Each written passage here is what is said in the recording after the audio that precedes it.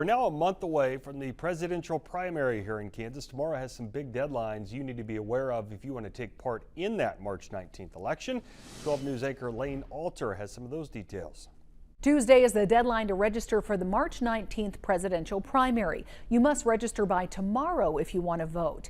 If you also want to change your party affiliation, you have to do that by Tuesday. There's also another big deadline to be aware of that's different than other elections. If you would like to vote by mail, your application must be in our hands by the end of business tomorrow, which is 5 p.m. Those mail-in ballots are due by 7 p.m. on Election Day, and there's no 3-day grace period. Meaning if you drop your mail ballot in the mail on Election Day thinking the postmark is going to let it count, it will not. It has to be in our physical possession by the close of polls on Election Day.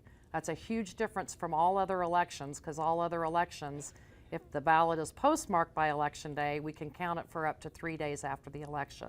It's only Democrats and Republicans that will be voting in the primary. If you're unaffiliated, you can declare a party on Election Day and receive that party's ballot. If you're a registered Libertarian, or we also have a new party in Kansas called the No Labels Party, you will not be allowed to vote in this election. And when it comes to your ballot, you'll see some names of those who have dropped out of the race for president. Their names are still on the ballot because they dropped out after the close of the filing deadline, which is also the drop deadline. So their names will still appear on the ballot.